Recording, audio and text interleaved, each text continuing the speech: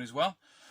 Going back to my original style, even with the chair and the cushion and some random teddy over there. Doing this video just because I'm testing out my new tripod again. I'm trying different camera angles and stuff like that. It makes it so easy to actually to use and to angle everything else.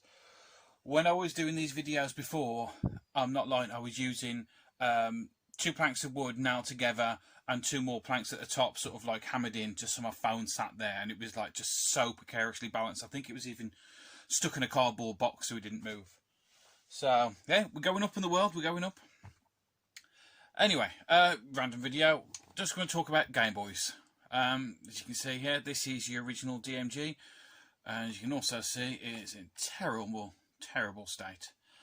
Picked this one up from Facebook Marketplace, I think it was, and it was sold as not working.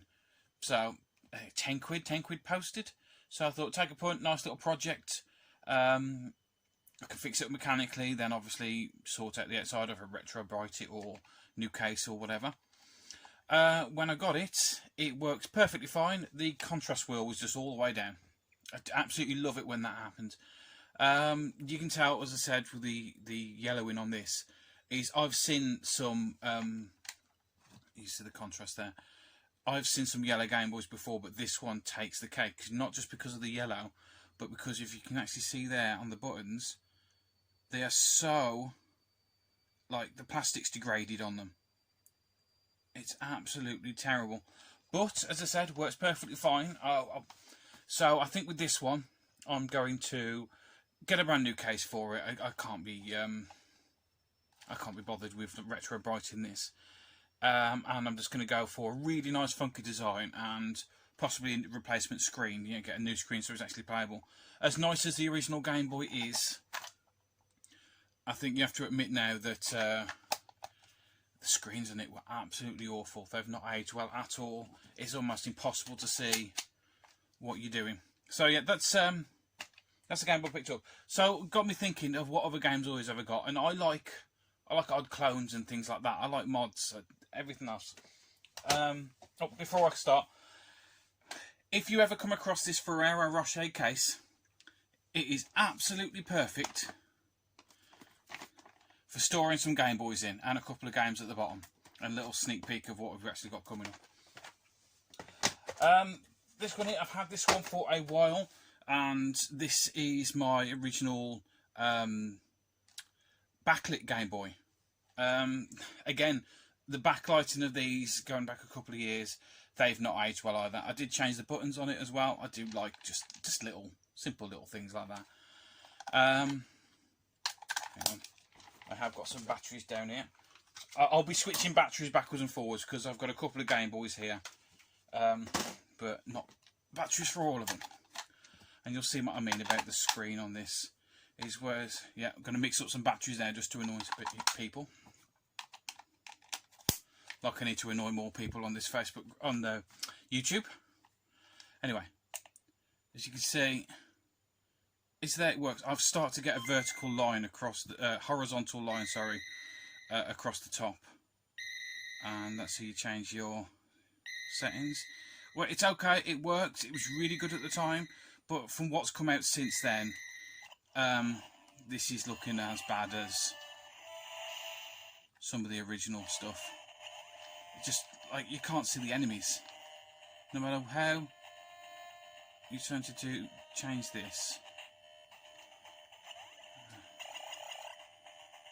It's even harder to do. I knew it would be difficult to film this, but it's looking terrible. Anyway, that's the platelet yellow one that I've got. Absolutely love this at the time, and it's one I will always keep because it's the first modded Game Boy I actually ever had. So I think I'm going to keep that as is, even with the green buttons and everything else, and I'm going to do this all up with the brand new screen, and let's leave that. Let's just stay falling off. Right, now we're going to go into clones, because as you'll know, one of the best screens you can get is on the get it around the right way, the 101, and they really are. What game have I got down here? Oh, Scooby-Doo. some random game. And they are very, very, very good screens. Go past all the loading. And I think it's one of the best screens you could possibly get, with, you know, with the exception of like the new modded ones. But these are expensive. You know, you're talking 70, 80, 90, 100 pounds, depending on what you get, what condition, all the rest of it. So, for 25 quid, I think you can pick it up for now. And I've lost the battery cover. Is this. And this is the Gameboy Color. As you can tell, screen is not the best. The one thing I don't like about this is the actual screen cover itself is so prone to scratching, as you can see there. That's not good at all. Looks even worse when I'm shining the light on it like that. It doesn't really pick up through gameplay. It's a bit of a pain as well, because I don't think you can actually get replacement screens for these, so I'll have to try and buff it out or something. Anyway, it's styled like the original Game Boy Color. Obviously, they do them in various different colours, and it's got a colour screen, backlit colour screen, and for what it is, for the price that you're paying, I think this is absolutely stunning. You know, you get some good viewing angles. You do get problems with this when you're scrolling sideways, where you get a little bit of blurring on the screen. Hang on, let's turn the volume down of this, because I'm going to put the... Oh yeah, as far as volume, get really quite loud. So let's just show in comparison. I mean, this is always going to be better, but for the price difference, wait for it to go through, I think that's okay. I really do. So yeah, I really do like this this clone, this Game Boy Color clone. And the cherry on the top is this, really, the game removed from both of them, from one of them anyway. And if you turn it back on again, turn the volume up, you've got built-in games as well. So there's no game in there. It actually has games built in, which, granted, you've got quite a few. It's the classic Japanese clone systems, a load of rubbish on there, a load of repeats, but some actual really good games that play very well. Just to get that song stuck in your head. I'm going to leave it playing.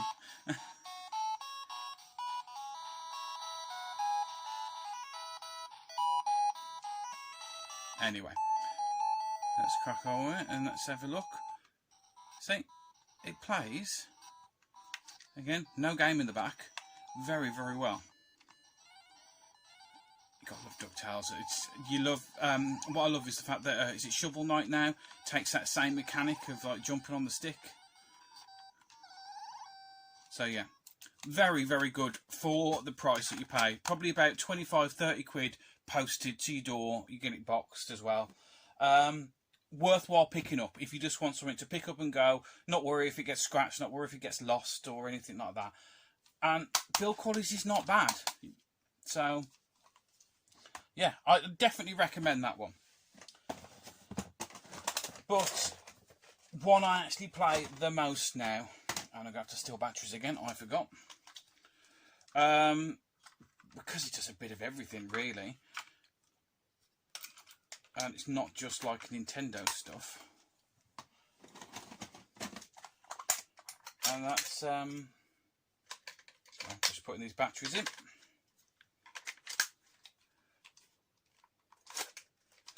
And that's this. It's the Retro Flags G-Pi case, or as my my son calls it, the Gippy case.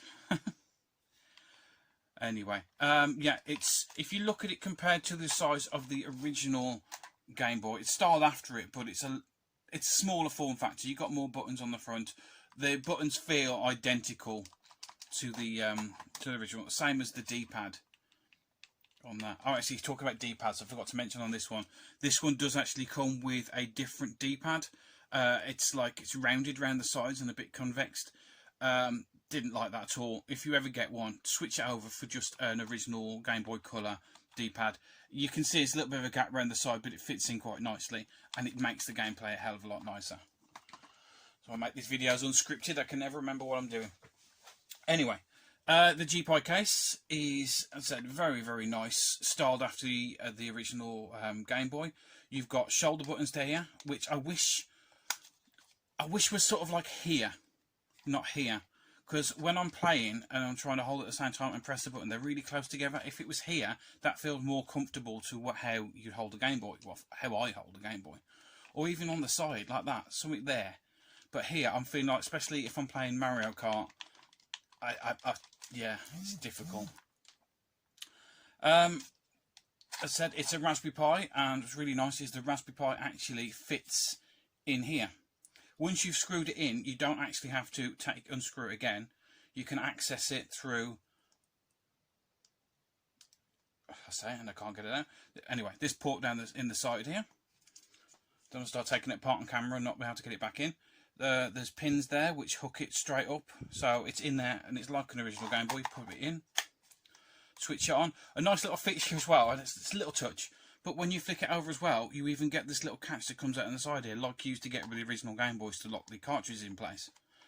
Just attention to detail. So, like most Raspberry Pis though, I'm going to have to wait for the bloody thing to load up. I should have really done it first. Oh well, let's have a quick game of Tetris while we're waiting. See which loads up first. Don't hate me, yeah, blew into the cartridge. And it works. So we're getting the standard load screen coming up there. Do you know, for ages when I played on this actual Game Boy, I thought how amazing the screen was, and then realised that I'd not even been switching the light on. I thought it was amazing even before I turned the lights on. As you can hear, that's actually really loud. Standard Raspberry Pi load up. There we are, we're in. It took a lot quicker than it did with that. Anyway, you got your portables on there. The collections where there's like different games and everything else that you can put together.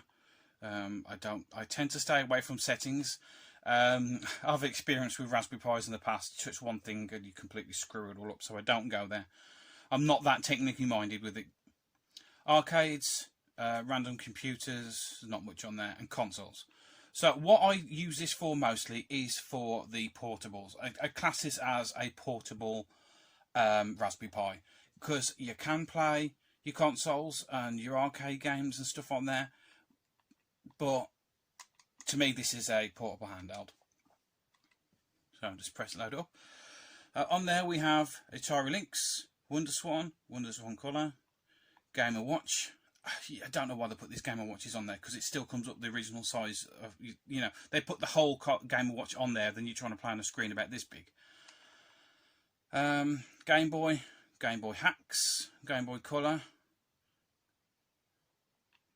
Game Boy Advance Hacks, Game Gear. It's really nice having the Atari Lynx and the, sorry, not the camera then, Atari Lynx and the Game Gear on here, because there's not many ways you can play Game Gear and Atari Lynx games with a really good screen, unless you change the screen on, which they're bloody expensive to get new screens for them. Game Gear Hacks, Neo Geo and Neo Geo Color. So, quick look at Game Boy games.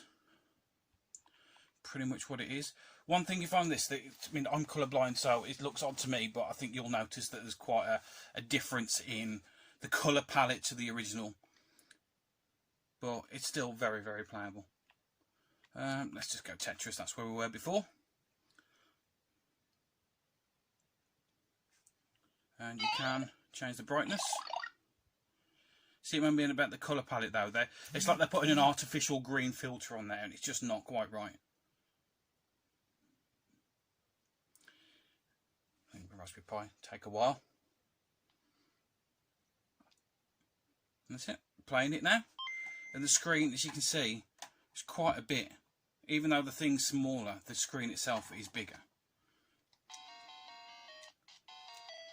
And just plays like the original Game Boy. quite loud.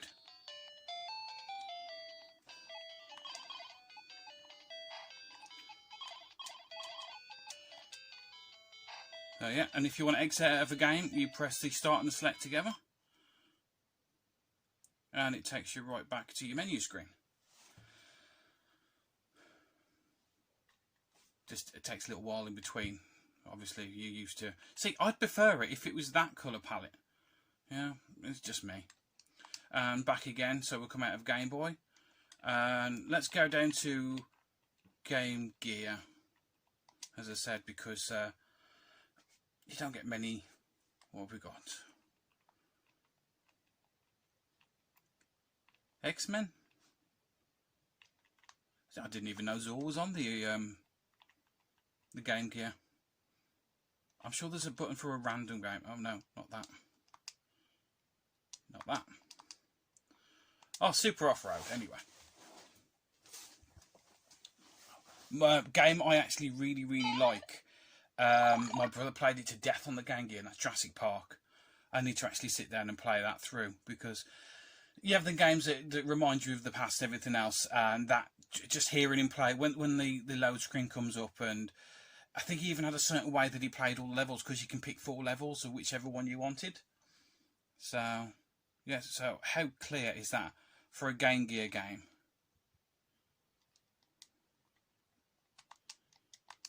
That'll work.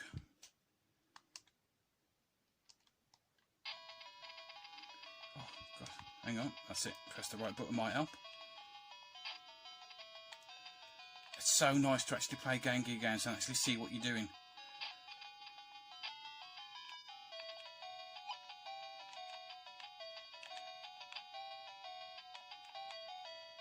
I remember this game in the arcade. They used to have like the 4 steering wheels that used to spin around and around and around. I need to find some arcade games like that again. Anyway, back out of that. So yeah, that literally it was just a really quick video, because I wanted to test the camera, the tripod, a couple of Game Boys that I have. I really like this one, which I think I am still going to change the case on this one. This one is just a project. Keep that for nostalgia reasons, and for one to just pick up and play. I highly recommend that for the price point. But if you've got the money and the skills to sort out the Raspberry Pi, definitely get yourself one of these. It is absolutely amazing. So yeah, that'll be it for me now. Guys, again, thanks for watching, listening to this random person ramble on about crap nobody cares about. And I will catch you all again next time. See ya. Bye.